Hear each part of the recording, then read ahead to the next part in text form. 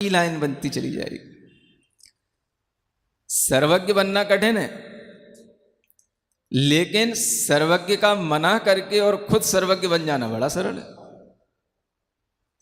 कौन सा रास्ता अपनाना? जो सरल हो, सबको समझ में आ जाए।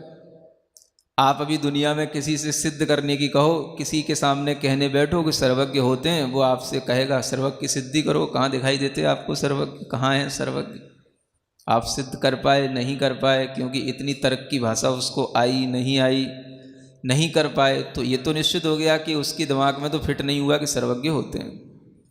लेकिन यदि आप ये कहते हो कि सर्वज्ञ कोई नहीं होता, सब हम और जैसे की तरह ही सब ज्ञानी होते हैं, सबके ज्ञान में ही केवल विशेषता आती है तो वह उनके अपने ध्यान से आती है, उनके अपने, है ना, एक सिक्स सेंस डेवलप हो जाता है, उससे आती है, और कहीं कुछ नहीं होता है।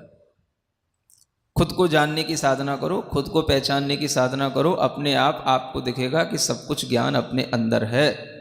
ज्ञान ना किताबों में होता है, ना उपदेशों में होता है, ना कहीं सीखने के लिए जाना पड़ता है। ज्ञान तो अपना खुद का निजी स्वभाव होता है। इसलिए हर ज्ञानी अपने आप में सर्वज्ञ है, और जो कोई सर्वज्ञ के लिए कहता है कि मैं सर्वज्ञ हूँ, तो समझना कि वो सर्वज्ञ है ही नहीं। सर्वज्ञ के नाम पर लोगों ने ठगा है। ऐसा प्रवचन आपको कई जगह लिखा हुआ पढ़ा हुआ मिल जाएगा। क्या सुन रहे हो? तो ये तो सबको समझ में आ जाएगा। हर पढ़े लिखे व्यक्ति को ये बात बिल्कुल जल्दी समझ में आ जाएगी, और जल्दी वह उसको एक्सेप्ट कर लेगा कि हाँ, वास्तव में सर्वज्ञ जैसा कहीं कोई नहीं होता, क्योंकि कोई चीज़ सर्वज्ञ कहीं देखने में आती नहीं, और जो कुछ भी देखने में आता है बस वह इतना ही होता है। किसी का ज्ञान ज़्यादा है, किसी का कम है, बस ऐसे ही होता है, ऐसे ही चलता है। तो ये चीज़ तो सबको समझ में आ जाएगी। तो जिस व्यक्ति ने ये मना किया कि सर्वज्ञ नहीं होता है, उस व्यक्ति को यदि हम पकड़ें, उसी को तर्क की कसौटी पे कसें कि तूने कैसे कह दिया कि सर्वज्ञ कोई नहीं होता है। यहां नहीं होता कि कहीं नहीं होता, अभी नहीं होता कि कभी नहीं होता। वो कहेगा नहीं, यहां भी नहीं होता, कहीं भी नहीं होता। तो मतलब तीन लोग की बात को जान रहा है तू? नहीं समझ में आ रहा? यहां भी नहीं है, इस क्षेत्र में भी नहीं है, और कहीं भी दुनिया के कितने भी क्षेत्रों कहीं वे भी नहीं है। तो इसका मतलब ये हो गया कि वो त्रिलोकज्ञ तो हो ही गया। और फिर अभी नहीं है, न पहले था, न फ्यूचर में होगा, तो इसका मतलब त्रिकालज्ञ भी तो ही हो गया। समझ में आ रहा ना? अब देखो सर्वज्ञ बनना कितना सरल काम है। जब हमने तीन लोक में कहीं पर भी कोई भी सर्वज्ञ नहीं होता, कोई भी पूर्ण ज्ञानी नहीं होता, ऐसा सिद्ध कर दिया, तीन काल में भी नहीं होता, तो सर्वज्ञ कुल मिलाकर के हम ही बन गए ना। तो लोग आपको तो सर्वज्ञ मान लेंगे, भीड़ बहुत जल्दी आपको सर्वज्ञ स्वीकार कर लेगी, लेकिन जिस सर्वज्ञ की बात यहाँ की जा रही है, उसको स्वीकार करने के लिए अंतरंग में केवल बुद्धि होना ही जरूरी नहीं है। आचार्य कहते हैं अंतरंग में मिथ्यात्व का उपशम होना जरूरी है, अंतरंग में अनंतानुबंधी कसाई की मंदता होना जरूरी है। जो अनंतानुबंधी मान है, वह मान कसाय हमें कभी भी जिनवाणी के शब्दों को स्वीकार करनी नहीं देती है। ये हमारी अनंतानुबंधी मान कसाय देती। सर्वज्ञ की सिद्धि भी आचार्यों ने की है। न्याय ग्रंथों में जैन आचार्यों ने सर्वज्ञ की सिद्धि की है, और अनुमान प्रमाण से की है।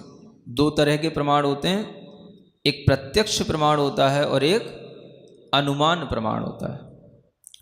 आप जो बोल रहे हो या हम जो बोल रहे हैं कि भाई प्रत्यक्ष में तो कहीं कोई सर्वज्ञ दिखाई नहीं देता, ना अभी है, ना कभी था, ना होगा, तो इसमें हमने दोनों प्रमाण जोड़ दिए। हमने अगर कहा कि अभी वर्तमान में नहीं है, तो ये हमने प्रत्यक्ष प्रमाण का उपयोग कर लिया, है ना। प्रत्यक्ष में भी वर्तमान में कोई सर्वज्ञ नहीं है, तो ये हमने प्रत्यक्ष प्रमाण से कह दिया। न पहले कभी था न आगे कभी होगा। तो ये आपने कैसे जान लिया? ये आपने अनुमान प्रमाण का प्रयोग कर लिया। सुन रहे हो? अब अनुमान प्रमाण से अगर आपने प्रयोग किया है तो हमें ये बताओ कि आपके अनुमान का कारण क्या है, किस कारण से ना था ना होगा। क्योंकि अनुमान ज्ञान अपने आप में एक ऑथेंटिक नॉलेज है, प्रामाणिक ज्ञान है वो, और वह ज्ञान कारण और कार्य की व्यवस्था के साथ चलता है, साधन साध्य की व्यवस्था के साथ चलता है। साधनात् साध्य विज्ञानम अनुमानम, ये डेफिनेशन है अनुमान ज्ञान की। साधन से साध्य का विज्ञान होना ये अनुमान ज्ञान कहलाता है। क्या कहा? साधन से साध्य का ज्ञान होना। हम अगर किसी साध्य को मना भी कर रहे हैं तो उसका भी साधन होना चाहिए हमारे पास में। सर्वज्ञ नहीं होता भाई, आप कहोगे उपलब्ध नहीं, तो ये अनुमान प्रमाण नहीं है, तो प्रत्यक्ष प्रमाण हो गया। चलो प्रत्यक्ष से नहीं है, अनुमान से कैसे? उसको नकारने का साधन क्या है आपके पास में? और जो भी साधन दिया जाएगा उस साधन खंडित हो जाएगा। आप कहोगे ना है, ना दिखाई देता है, ना यहाँ है, तो ये कोई साधन ही नहीं है। ऐसी बहुत सी चीज़ें हैं जो दिखाई नहीं देती हैं, होती हैं, यहाँ पे नहीं है, कहीं पर है। हम उसको मना कैसे कर सकते हैं? हाँ, जमीन के नीचे कितनी सारी चीज़ें हैं, खुदाई होती है, बाहर निकलती है, जब तक नहीं निकलती है हमने उसको समझा कि नहीं है, ऐसा होता नहीं है, और जब मिल गया तो ये भी है। ऐसे कितने छिपकली, डायनासोर इतनी लंबी लंबी हाइट की, लंबाई के मिलते हैं। हम मना करते हैं नहीं, आदमी की हाइट, पशुओं की हाइट इससे ज़्यादा नहीं होती, उनकी लेंथ इससे ज़्यादा नहीं होती, और जब उनके अवशेष मिलते हैं तो कितना कितना मिल जाता है। तो फिर अनुमान गलत हो गया कि जो नहीं दिखता है, जो नहीं है वो नहीं है, जो होता तो यहाँ होता। तो ऐसा भी जो आपका अनुमान चलेगा तो ये अनुमान भी गलत सिद्ध होगा। क्योंकि आपने अगर साधन क्या बना लिया, अब थोड़ा न्याय की भाषा समझना, आपने साधन क्या बना लिया कि वह यहाँ पर नहीं है। तो जो चीज़ नहीं है यहाँ पर, तो क्या वह चीज़ कहीं पर भी नहीं है? या हमने साधन बना लिया कि वैसा हमें नहीं दिखाई देता है, तो क्या जो चीज़ दिखाई नहीं देती तो क्या वह चीज़ कहीं पर भी नहीं होती? तो साधन गलत हो गया। आपको यहाँ पर बहुत से ऐसे वायु का एक जीव हैं, त्रस का एक जीव हैं जो दिखाई नहीं दे रहे हैं, लेकिन हैं कि नहीं? अब आप कहोगे नहीं है ही नहीं, तो ऐसा भी नहीं है। यहाँ पर अनेक तरह की वेव्स होती हैं, अनेक तरीके की एनर्जी होती है, सब कुछ होता है, गैसेज होती हैं, सब कुछ आपकी पकड़ में आती हैं क्या? सब आप देख लेते हो क्या? सब आपके जानने में आ जाती हैं क्या? या जितना भी कुछ है क्या आपने सबको पकड़ने का कोई ना कोई साधन बना रखा है क्या? ऐसा भी नहीं है। एंटीना अभी खोज लिया, सैटेलाइट अभी खोज लिए, इससे पहले भी तो एंटीना जब नहीं था तब भी तो वो वेव्स यहाँ पर घूमती थी। कहीं दूर से कोई चीज़ आती है, चाहे वो साउंड वेव्स हों चाहे मैग्नेटिक वेव्स हों, वो सब घूमती तो थी। जब तक नहीं था कोई साधन पकड़ने का तब भी तो वो चीज़ थी, लेकिन तब भी आप मना करते थे कि नहीं, जो नहीं दिखता वो होता ही नहीं। तो इसका मतलब क्या हो गया? ये आपका अनुमान प्रमाण के द्वारा जो साधन दिया जा रहा है वो साधन आपका गलत है। माने जो कारण आप बता रहे हो वो कारण गलत है, और इस कारण से कभी भी कार्य की सिद्धि नहीं हो सकती, जिस कारण से आप कार्य की सिद्धि करना चाह रहे हो। आप सर्वज्ञ की सिद्धि करने के लिए नकारात्मक जितने भी कारण बताएंगे वो सब खंडित हो जाएंगे।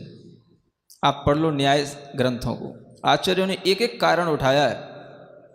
अष्ट सहस्त्री जैसे ग्रंथों में, प्रमेय कमल मार्तंड जैसे ग्रंथों में, आप्त मीमांसा जैसे ग्रंथों में आचार्यों ने एक एक कारण को उठा करके उसका खंडन किया। आप क्या मानते हो, आप क्या सोचते हो, एक एक चीज।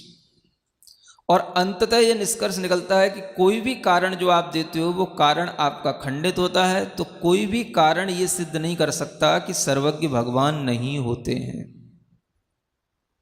अनुमान प्रमाण से, प्रत्यक्ष प्रमाण से नहीं होता, अनुमान प्रमाण से सर्वज्ञ की सिद्धि होती है। तो फिर आचार्य क्या निकालते हैं एक कारण? बड़ा सरल बात है, चूंकि आप हमारे सर्वज्ञ की सिद्धि में कोई बाधक कारण उपस्थित नहीं कर पा रहे हैं, यही बाधक कारण का अभाव हमारे सर्वज्ञ की सिद्धि का सद्भाव कारण। क्या कहा?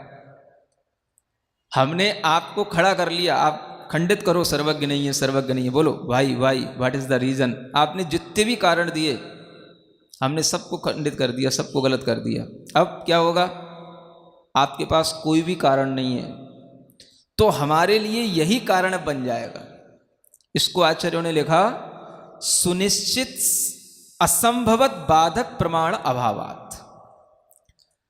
मतलब बाधक प्रमाण का अभाव हमने बिल्कुल निश्चित कर लिया है कि इसमें कोई बाधक प्रमाण नहीं है, बाधक प्रमाण का इसमें अभाव है। इसी बाधक प्रमाण के अभाव के निश्चय हो जाने से सिद्ध हो जाता है कि सर्वज्ञ की सिद्धि के लिए साधक प्रमाण है। कोई भी केस में क्या होता है? दो पक्ष होते हैं, आपने अपनी दलीलें दी और सब दलीलें खारिज हो गई, तो क्या होगा? अंत में जिसकी पॉजिटिव दलील होगी उसको स्वीकार किया जाएगा, क्योंकि इसने केस किया था, इसने बात रखी थी और आपने उसके विरोध में बात रखी, और उसके विरोध में आपने जितनी चीजें बोली वो सब खंडित हो गई, सब खारिज हो गई। It means he is true. बस, क्या सुन रहे हो? सर्वज्ञ की सिद्धि करा रहा हूं आपको।